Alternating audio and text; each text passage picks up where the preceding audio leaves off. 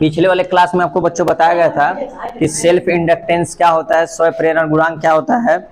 स्वयं प्रेरण गुणांक की परिभाषा बता दी गई थी और उसको उस स्वयं प्रेरण गुणांक में आपको उत्पन्न प्रेरित विद्युत वाहक बल की कई परिभाषाएं बता दी गई थी। उम्मीद करते हैं वो सारी परिभाषा आपको क्या होगी, याद कर लेना, एकदम कंठस्थ कर लेना। भाई देखो जितनी बार हम कहे बाबू कि दिल में मत लेना, भाई दिमाग से ही काम करेंगे, क्योंकि दिल में दूसरे जगह दे देंगे तो ईएमएफ गायब हो जाएगा बाबू।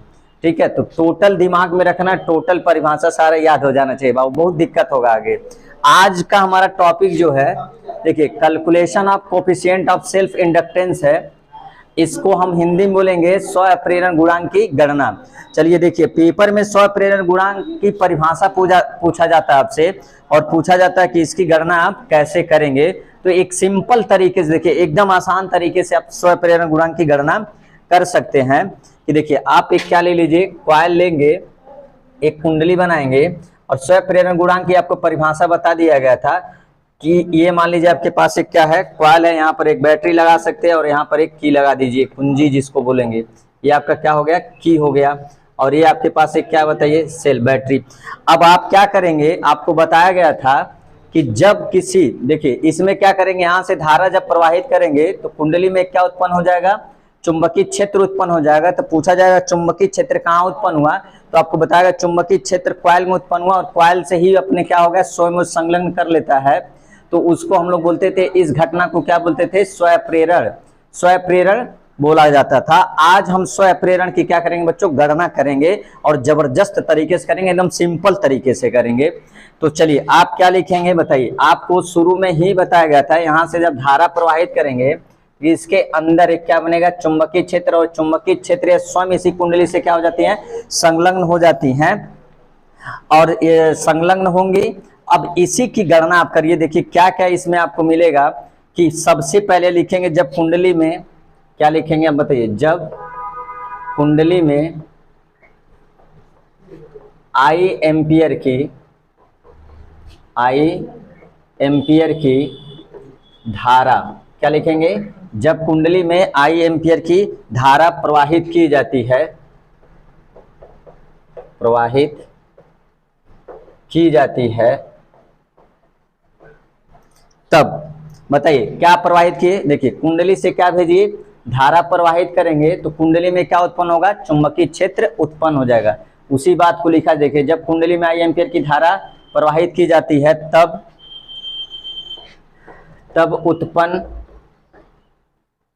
उत्पन्न चुंबकीय क्षेत्र। कोई दिक्कत हो तो कमेंट बॉक्स में जरूर बताया करिए हमें, उत्पन्न चुंबकीय क्षेत्र। अब आपको पिछले वाले क्लास में क्या बताया गया था, अगर नहीं देखे हैं तो पिछला क्लास देखिए, सेल्फ इंडक्टेंस, उसमें आपको सारा इसका डिटेल बताया गया है। तो फिलहाल अब यहाँ धारा प्रवाहित करेंगे कुंडली में तो क्या उत्पन्न होगा, चुंबकीय क्षेत्र उत्पन्न होगा। तो बच्चों वो चुंबकीय क्षेत्र कितना होता है, तो बी बराबर क्या होता है बताइए, चुंबकीय क्षेत्र कितना होता है, बी बराबर बताइए, इसके अंदर कितना चुंबकीय क्षेत्र उत्पन्न होता है, तो वो होता है आपके पास क्या, म्यू नॉट एन आई होता है। क्या होता है बताइए, म्यू नॉट एन आई होता है। इसको एकदम याद रख लेना आपको। अब देखिए यदि कुंडली में, अब मान लीजिए अभी एक फेरा है, 2 फेरा, 3 फेरा, 4 फेरा, 5 फेरा, तो मान लीजिए टोटल फेरे कितने हैं, एन, और इस कुंडली की लंबाई क्या मान लीजिए, एल मान लीजिए। तो अभी मान के चलिए कि प्रति इकाई लंबाई में क्या मिला हमको, चुंबकीय क्षेत्र म्यू बराबर क्या, म्यू नॉट, बी बराबर mu naught N I. N क्या होता है बाबू, प्रति इकाई लंबाई में फेरों की संख्या होती है, आई क्या है इसमें धारा होती है, बी क्या है आपका चुंबकीय क्षेत्र है। अब मान लीजिए हम क्या निकालना चाहें कि जैसे इसमें धारा दिए चुंबकीय क्षेत्र बना, तो यह चुंबकीय क्षेत्र क्या करेगा बताइए, स्वतः क्या करेगा, स्वतः अपने ही कुंडली से क्या कर लेगा, संलग्न कर लेगा। तो क्या मिला, हाँ वेरी गुड, बहुत अच्छा, चुंबकीय फ्लक्स मिलेगा। तो हम लोग क्या निकलते हैं, कुंडली के देखिए कुंडली के अभी सिर्फ एक फेरे से निकाला जाएगा, कुंडली के एक फेरों से गुजरने वाला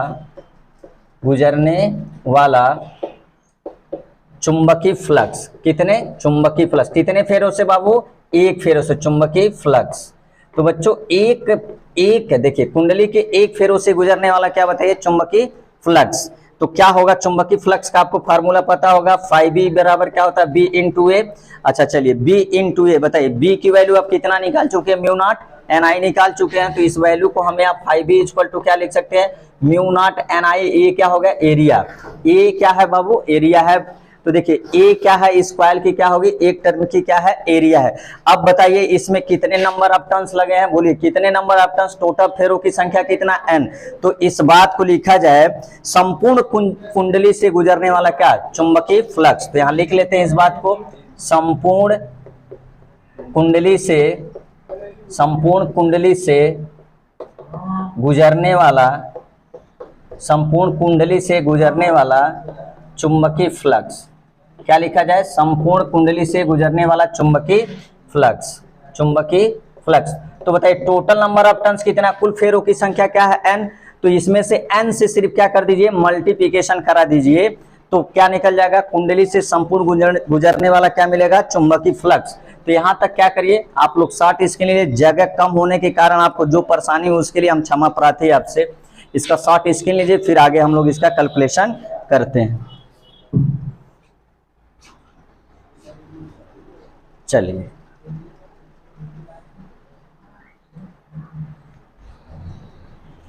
तो कुंडली से क्या निकालेंगे, संपूर्ण कुंडली से गुजरने वाला चुंबकीय फ्लक्स। तो 5V बराबर लिख लिया जाए, तो क्या था बताइए, म्यू नॉट NI था, A था, और अब टोटल नंबर ऑफ टर्न्स कितने आपके पास बताइए। तो कुछ मत करिए, n से क्या करा दीजिए, मल्टीप्लिकेशन करा देंगे, तो कुंडली से संपूर्ण गुजरने वाला क्या मिलेगा, चुंबकीय फ्लक्स मिल जाएगा। अब ध्यान से सुनिए, स्व प्रेरण गुणांक के परिभाषा अनुसार, तो क्या लिखेंगे, स्व प्रेरण गुणांक परिभाषा क्या था, और उसका सूत्र आपको पिछले वाले क्लास में बताया गया था। तो L इक्वल टू क्या था बताइए, L इक्वल टू क्या था बताइए, 5B अपान क्या था, 5B अपान क्या था, I था। अगर नहीं याद है तो आपको रिमेंबर करा दे। देखिए चुंबकीय जो फ्लक्स होता है वो I के क्या होता था, अनुक्रमानुपाती, क्योंकि जितना धारा कुंडली में देंगे उतना धारा चुंबकीय क्षेत्र बनाएगा, जितना चुंबकीय क्षेत्र बनाएगा उतनी ही ज्यादा क्या होंगी रेखाएं उस कुंडली से क्या होंगी, गुजरेंगे, उतना ही ज्यादा क्या मिलेगा, आपको फ्लक्स मिलेगा। तो चलिए अब देखिए 5B बराबर क्या हो गया, 5B अपान क्या हो गया, I। तो 5B की वैल्यू हम यहाँ से क्या कर लें, पुट कर लें। तो बताइए L क्या है, L की जगह क्या, L 5B की जगह क्या रख लीजिए, म्यू नॉट रख लीजिए, N रख लीजिए, I रख लीजिए, N रख लीजिए, और नीचे क्या बताइए I से क्या होगा बच्चों, कैंसिल हो जाएगा। तो L बराबर आपको क्या मिलेगा बताइए, म्यू नॉट मिलेगा, N मिलेगा, A मिलेगा, क्या मिलेगा, और कैपिटल N मिलेगा। तो कोई दिक्कत और कोई तकलीफ नहीं होनी चाहिए। आपको यहाँ पर एक बात ध्यान देने वाली बच्चों ये बात है कि इन दोनों में आप कंफ्यूजन मत लीजिए। ये प्रति इकाई लंबाई में क्या है बताइए, फेरों की संख्या, ये कुल लंबाई में क्या है, फेरों की संख्या। तो आप देखिए क्या है, यदि यहाँ पर देखिए ध्यान से देखिए, यदि L लंबाई में टोटल फेरों की संख्या क्या बताइए, कैपिटल N है। अगर इकाई लंबाई में पूछा जाए तो N अपान क्या हो जाएगा बताइए, L हो जाएगा। ये क्या देखिए, इकाई लंबाई में फेरों की संख्या, ये L लंबाई में फेरों की संख्या, दोनों में कंफ्यूजन मत होइएगा बच्चों। इकाई लंबाई में फेरों की संख्या, L लंबाई में फेरों की संख्या। तो बच्चों जो इकाई लंबाई में फेरों की संख्या होती है क्या बताइए, इकाई लंबाई में, ये क्या आपके पास, इकाई लंबाई में फेरों की संख्या, क्या बताइए, इकाई लंबाई में फेरों की संख्या। तो बच्चों जो इकाई लंबाई में फेरों की संख्या होता है उसको लिखते हैं स्मॉल n से। क्या लिखते हैं, स्मॉल n से। तो ये हो जाएगा आपके पास क्या बताइए, कैपिटल N अपान L हो जाएगा। अब आपके पास दो प्रोबेबिलिटी है, ध्यान से देखिए, दो प्रोबेबिलिटी है। या तो जो फार्मूला हमारे पास देखिए L बराबर mu not N small n A और ये कैपिटल N। अब यहाँ यानी क्या है बताइए, प्रति इकाई लंबाई में फेरों की संख्या, ये क्या है, टोटल नंबर ऑफ टर्न्स मतलब कुल फेरों की संख्या। अब इसके यहाँ पर दो पार्ट में फार्मूला डिराइव होता है, और दोनों पार्ट जो फार्मूला डिराइव होता है वहां पर बच्चे न्यूमेरिकल लगाते समय एकदम कंफ्यूज हो जाते हैं कि क्या किसको रखेंगे। और इस कंफ्यूजन को हम बहुत इजीली से आपको क्या कर सकते हैं, समझाएंगे। तो पहले यहाँ तक आप क्या करिए, कॉपी करिए, फिर हम लोग इसमें अलग अलग इस फार्मूले में रखकर n की वैल्यू आपको बताते हैं इस फार्मूले से। तो चलिए इधर देखिए हम लोग क्या करते हैं, यहां पर अलग अलग फार्मूला हम लोग डिराइव करते हैं। देखिए यहां पर आइए, तो अब देखिए L है, तो L बराबर क्या है, म्यू नॉट, देखिए N है स्मॉल n, कैपिटल N है, और क्या है, कैपिटल N और स्मॉल n, और A क्या है, एरिया कॉइल का। अब ध्यान से देखिए बच्चों क्या कर सकते हैं, अगर इस फार्मूले को आप चाहते हैं कि सिर्फ कैपिटल N हो सिर्फ क्या हो, कैपिटल एन हो। तो कैपिटल एन की वैल्यू जब यहां से आप निकालेंगे बच्चों तो क्या हो जाएगा, स्मॉल एन इंटू क्या कैपिटल एन होगा कि नहीं होगा, यहां से क्रॉस मल्टीप्लीकेशन करा सकते हैं। तो अब देखिए क्या होगा, जहां पर कैपिटल एन होगा बच्चों वहां पर स्मॉल एन इंटू एल लिखा जा सकता है, कोई दिक्कत नहीं, कोई परेशानी नहीं। चलिए तो एल बराबर क्या हो जाएगा बताइए, म्यू नॉट हो जाएगा, स्मॉल एन को रहने दीजिए, एरिया भी रहने दीजिए ए। अब देखिए कैपिटल एन के जगह क्या रख लीजिए, स्मॉल एन इंटू एल रखेंगे तो इनका मल्टीप्लीकेशन करा लीजिए, एल बराबर तो क्या हो जाएगा mu naught N square A L होगा। तो ये भी एक क्या बताइए, स्व प्रेरक गुणांक की गणना है। अगर आप चाहते हैं इस फार्मूले को कैपिटल एन में लाना तो कैपिटल एन में लाने के लिए आप क्या कर सकते हैं, देखिए कैपिटल एन कब आएगा इस फार्मूले में, जब स्मॉल एन को क्या करना पड़ेगा, गायब करना पड़ेगा। तो स्मॉल एन के जगह बच्चों हम लोग क्या लिख सकते हैं बताइए, स्मॉल एन के जगह ये बातें लिख सकते हैं कि नहीं।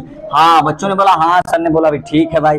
तो एन स्मॉल एन के जगह कैपिटल एन लिखा जाए। तो चलिए इसी फार्मूले में, इस फार्मूले में क्या करते हैं देखिए, एल है, चलिए एल है तो क्या लिख लीजिए, म्यू नॉट लिख लीजिए। यहां पर देखिए क्या स्मॉल एन है, स्मॉल एन की जगह बच्चों क्या रखेंगे, कैपिटल एन अपान क्या रखेंगे बताइए, एल रखेंगे। फिर क्या बचेगा आपके पास, ए बचा है, फिर क्या बचा बताइए, कैपिटल एन बचा। अब इसका स्क्वायर हो जाएगा तो यहां पर एल बराबर आपको क्या मिलेगा देखिए, म्यू नॉट मिलेगा, एन स्क्वायर मिलेगा, ए मिलेगा और आपको क्या मिलेगा बताइए, अपान एल मिलेगा। तो ये भी एक क्या है, स्व प्रेरण गुणांक की एक कैलकुलेशन है, एक गणना है। तो आप क्या देख रहे हैं, स्व प्रेरण गुणांक के आपके पास दो फार्मूले डिराइव हुए हैं। एक फार्मूला कह रहा mu naught small N square A L है, दूसरा फार्मूला क्या कह रहा, mu naught capital N square अपान क्या है, एल है। इस वाले केस को हम लोग क्या करेंगे, अच्छे से डील करेंगे, क्योंकि बच्चों इससे ज्यादा न्यूमेरिकल में बच्चों को परेशानी होती है। वो न्यूमेरिकल बनाते समय कहां फंस जाएंगे, कहां पर उनके एक प्रॉब्लम क्रिएट होगी, उस चीज को हम लोग एक्सप्लेन करेंगे। देखिए कहां पर ये प्रॉब्लम फंसती है, तो यहां पर क्या होता है कि हमें कंफ्यूजन कहां हो जाती है। तो बच्चों का कमेंट में आता है सर यहां पर देख रहे हैं हम जो स्मॉल एल है और ये क्या है कैपिटल, तो कैपिटल एल क्या है, स्व प्रेरण गुणांक है। स्मॉल एल क्या है बताइए, लेंथ किसकी, कुंडली का क्या था, लंबाई था। अब देखिए यहां पर क्या कह रहा है, यहां पर ये जो लेंथ है वो लेंथ इस स्व प्रेरण की क्या है, अनुक्रमानुपाती, अर्थात इस यल को बढ़ाएंगे तो स्व प्रेरण गुणांक क्या होगा, बढ़ेगा। यहां पर क्या कर रहा है, एल को क्या करेंगे, बढ़ाएंगे तो एल का मान क्या हो जाएगा, कम होगा। ध्यान से सुनिए बच्चों, ये बहुत ही इंपॉर्टेंट है। देखिए यहां पर एल जो है ये स्व प्रेरण गुणांक के अनुक्रमानुपाती हो रहा है, यहां पर जो एल है वो स्व प्रेरण गुणांक के क्या हो रहा है, व्युत्क्रमानुपाती हो रहा है। तो आप क्या समझ, देखिए यहां एल लंबाई बढ़ा रहे हैं तो स्व प्रेरण गुणांक बढ़ रहा है, यहां पर लंबाई जब बढ़ाएंगे तो स्व प्रेरण घट रहा है। हुआ ना कंफ्यूजन, आई ना समस्या।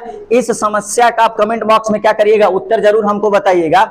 और इस समस्या का समाधान देखिए क्या कह रहा है, इसके लिए हमको समझना पड़ेगा। देखिए दो चीज यहां पर देखिए, यल कब जब बढ़ा रहे हैं तो यल बढ़ रहा है जब ये क्या हो, number of turns per unit length, मतलब इकाई लंबाई में फेरों की संख्या क्या रखना पड़ेगा बच्चों, नियतांक रखना पड़ेगा। क्या रखने पड़ेगा यहां पर बताइए, यहां पर ये स्मॉल एन क्या बता रहा है, इकाई लंबाई में फेरों की संख्या। यदि इकाई लंबाई में फेरों की संख्या अगर नियतांक रखेंगे तब लेंथ बढ़ाने से स्व प्रेरण गुणांक क्या होगा बच्चों, बढ़ेगा ही बढ़ेगा।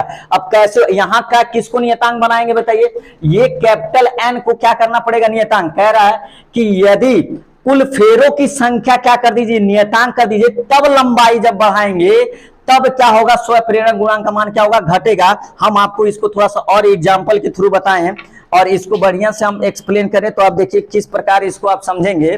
कि जैसे मान लीजिए कि एक कॉइल है, ये आपके पास ये कॉइल है, देखिए ये कॉइल है। अब इसकी लेंथ मान लीजिए 25 सेंटीमीटर है, कितना मान लीजिए 25 सेंटीमीटर, एक एक सेंटीमीटर है। अब कह रहा है कि प्रति इकाई लंबाई 1 सेंटीमीटर में, 1 सेंटीमीटर में इसको फिक्स करना। देखिए यहाँ स्मॉल एन को हमको क्या करना है बताइए, नियतांक करना है। स्मॉल एन मतलब क्या, पर यूनिट लेंथ में, पर इकाई लंबाई में जितना फेरे आप लपेट दिए वो फिक्स रखना है। यहां पर हम क्या करें, देखिए प्रति इकाई लंबाई में मान के चलिए 100 फेरे लपटे, 1 सेंटीमीटर में कितने हैं 100 फेरे। फिर अगला जब सेंटीमीटर लपेटेंगे अगला, तो उसमें कितने हो जाएंगे, फिर अगला 100 सेंटीमीटर, 1 सेंटीमीटर में मान लीजिए 100 फेरे लपेट दिए, फिर अगला 1 सेंटीमीटर जो आएगा उसमें फेरे कितना हो जाएंगे 100, तो टोटल फेरे कितना होंगे 200, फिर 1 सेंटीमीटर बढ़ाइए 300, फिर 1 सेंटीमीटर बढ़ाइए 400, फिर 1 सेंटीमीटर बढ़ाइए 500, फिर 1 सेंटीमीटर बढ़ाइए 600। इस तरह क्या करें, पर सेंटीमीटर में हम देखिए कितने फेरे रख रहे हैं 100। तो हमेशा फेरों की संख्या 1 सेंटीमीटर में क्या है, नियतांक हुआ, और इसकी लंबाई क्या हो रही बताइए, बढ़ी। अगर फेरों की संख्या बढ़ी तो स्वयं प्रेरण गुणांक भी क्या होगा बच्चों, बढ़ेगा।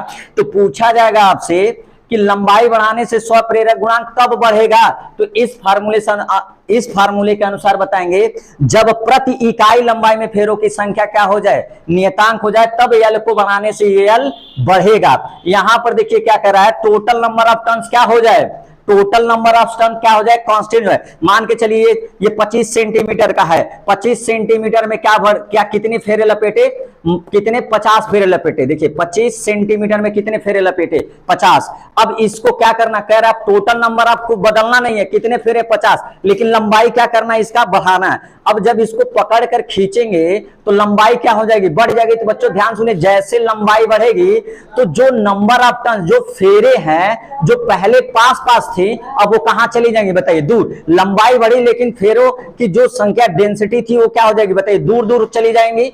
फेरे क्या चले जाएंगे, दूर दूर। जब फेरे दूर दूर चले जाएंगे तो बच्चों क्या होगा, स्वप्रेरण गुणांक का मान क्या हो जाएगा, कम हो जाएगा।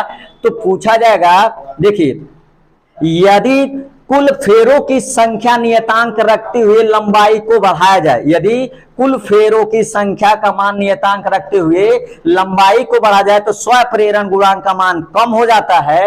यदि प्रति इकाई लंबाई में फेरों की संख्या क्या किया जाए, नियतांक किया जाए और लंबाई बढ़ाया जाए तो स्वप्रेरण गुणांक का मान बढ़ेगा। ये एकदम पॉइंट वाली नोट कर लीजिएगा। चलिए, तो यहां से आपके पास क्या मिले, 2 फार्मूले मिले बच्चों, और इसके बारे में आपका जो भी कंफ्यूजन होता है वो हमने क्या कर दिया, डाउट कर दिया। चलिए स्वप्रेरण गुणांक का मात्रक देख लिया जाए, क्या लिखा जाए बताइए, स्वप्रेरण गुणांक का मात्रक देख लिया जाए। क्या देख लिया जाए भाई, मात्रक देख लिया जाए, स्वप्रेरण गुणांक का मात्रक कीजिए। क्योंकि बोर्ड में आपका जो मल्टीपल चॉइस क्वेश्चन आता है, बहुविकल्पी जिसको बोलते हैं, उसमें कभी कभी डाल दिया जाता है कि स्वप्रेरण गुणांक का मात्रक बताइए। चलिए देखिए, स्वप्रेरण गुणांक का मात्रक जो होता है, पहला होता है बच्चों हेनरी। क्या होता है बताइए, हेनरी, जिसको हम लोग किससे लिखेंगे, एच से। तो स्वप्रेरण गुणांक का मात्रक क्या होता है, हेनरी होता है, ये बात याद रखना है। देखिए और क्या होता है, मिली हेनरी होता है। क्या होता है बताइए, दूसरा क्या होता है, मिली हेनरी होता है। दूसरा क्या मात्रक होता है बताइए, दूसरा क्या होता है, मिली हेनरी होता है। बच्चों मिली हेनरी बराबर क्या, 10⁻³ हेनरी होगा। 1 मिली हेनरी बराबर कितना होगा बताइए, 10⁻³ हेनरी होगा। चलिए 1 माइक्रो हेनरी बताइए, 1 माइक्रो हेनरी क्या होगा बताइए, 1 माइक्रो हेनरी बराबर 10⁻, बोलिए 10⁻⁶ हेनरी होता है। तो ये सारे क्या है आपके पास, देखिए ये स्वप्रेरण गुणांक की मात्रा क्या होगा, हेनरी, और 1 मिली हेनरी में 10⁻³ हेनरी, 1 माइक्रो हेनरी में 10⁻⁶ हेनरी होगा। और ये क्या है, स्वप्रेरण गुणांक की क्या है गणना, एकदम सिंपल तरीके से। आगे कहीं पर आपको दिक्कत लगता हो तो कमेंट बॉक्स में जरूर हमको बताइए। और ये इसके क्या रह गए, मात्रक। अब इसका स्वप्रेरण गुणांक की क्या देख लेते बाबू, हम लोग बीमा निकाल लेते हैं, क्योंकि बीमा भी बोर्ड पेपर में आपसे पूछा जाता है कि स्वप्रेरण गुणांक की बीमा क्या होगी। चलिए स्वप्रेरण गुणांक की क्या निकाल लेते हैं हम लोग, बीमा। तब तक शॉर्ट स्क्रीन इसका ले लीजिए।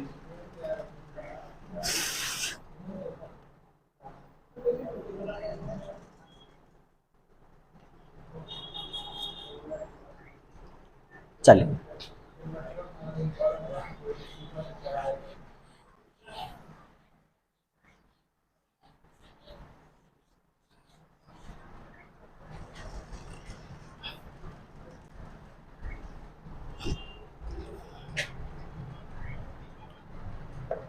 स्वप्रेरण गुणांक की बीमा। चलिए स्वप्रेरण गुणांक की क्या लिखा जाए बाबू, बीमा लिखा जाए। तो बताइए एल बराबर क्या होता है, 5e/, क्या होता है, आई। φb बराबर क्या होता है बताइए, b इंटू ए हो गया, फ्लक्स हो गया ये, तो यहाँ पर रिप्लेस कर सकते हैं, तो L बराबर क्या हो जाएगा बताइए, b इंटू ए अपन क्या हो जाएगा, I हो जाएगा। कोई दिक्कत है तो बताइए क्या हो जाएगा, I। अब देखिए B क्या है बच्चों, यहाँ पर चुंबकीय क्षेत्र, A क्या है, एरिया ऑफ द कॉइल है, I क्या है, बहने वाली क्या है, धारा है।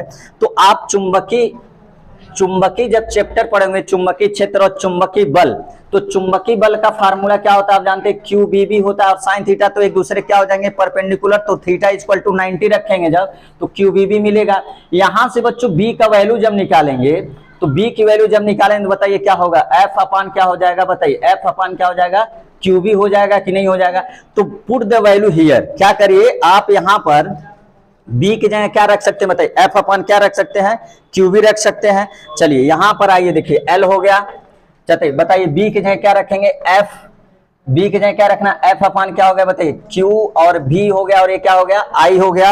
अब यहां पर देखिए क्या होगा, अब यहाँ क्यू है, देखिए एल हो चुका, एफ रहने दीजिए अभी, क्यू बराबर क्या होता है बच्चों, तो क्यू बराबर क्या होता है, आई इंटू क्या होता है, टी होता है। तो क्यू की जगह क्या रख सकते हैं, आई इंटू टी रख सकते हैं, वेलोसिटी है तो भी रहने दीजिए, यहाँ क्या लिख सकते हैं, धारा। कोई प्रकार की दिक्कत हो तो बताइए, कोई दिक्कत नहीं होना चाहिए बच्चों।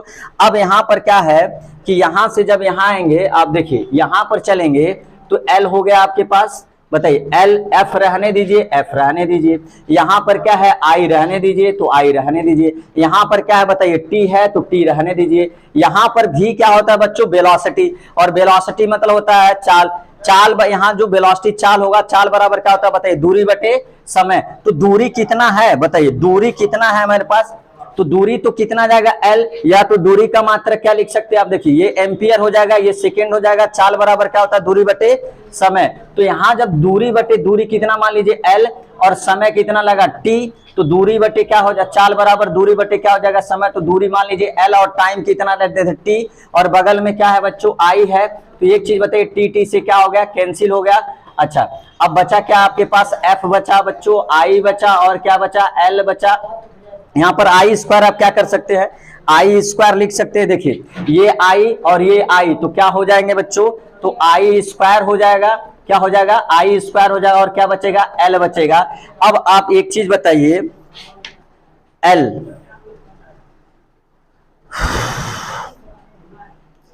चलिए बीमा देखा जाए अब कैसे निकालते हैं हम लोग, और ए आपका यहां से छूट रहा है, यहाँ पर ए आप क्या सकते हैं, लिख सकते हैं, यहाँ भी ए रहेगा, सॉरी यहाँ ए नहीं रहेगा, यहाँ पर क्या रहेगा, ए लिख सकते हैं आप। चलिए यहाँ ए है, आइए चलिए देखिए बल का बीमा तो बच्चों आपको याद ही होगा, सिंपल सा तरीका है। तो यहाँ पर क्या हो जाएगा बताइए, एम एल टी पर -2 होता है, ए का क्या होता है एरिया, तो एल पर 2 हो जाएगा, एम्पियर का क्या होगा बताइए, ए पर 2 हो जाएगा, और एल क्या है बताइए, लंबाई है। तो बताइए ये एल, देखिए एल पर क्या हो जाएगा 3, और ये जाएगा तो ऊपर क्या हो जाएगा माइनस। तो इसको देखिए कैसे लिखेंगे, पहले m लिख लीजिए तो m हो जाएगा, l पर ये बताइए क्या होगा 3 + 3, ये जाएगा तो माइनस कर देगा तो क्या हो जाएगा, l पर 2 हो जाएगा, और फिर क्या बचा आपके पास, t पर -2 हो जाएगा, a पर -2 हो जाएगा। बच्चों ये डायमेंशन तो आप डायरेक्ट लिख सकते हैं पेपर में, लेकिन आपको निकाल के बताए एग्जैक्ट, क्योंकि आपके दिमाग में क्या हो जाए, फिट हो जाए। तो इसकी बीमा क्या होती है बताइए, एम एल पर 2, टी पर -2, ए पर -2 होता है। तो ये इसका क्या है बताइए, डायमेंशन है। और ये सारा आपका शुरू में बताया गया स्वयं प्रेरण गुणांक की गणना कैसे करेंगे, और कब एल स्वयं प्रेरण गुणांक लंबाई बढ़ाने से बढ़ेगा, कब लंबाई बढ़ाने से घटेगा, ये आपको सारी बातें बता दी गई थी। और ये उसका क्या था, मात्रक बता दिया, इसका मात्रक हेनरी होता है, और इसका बीमा ml पर 2, -2 और a पर -2 होता है। उम्मीद करते इतना टॉपिक आप याद करके जरूर आएंगे।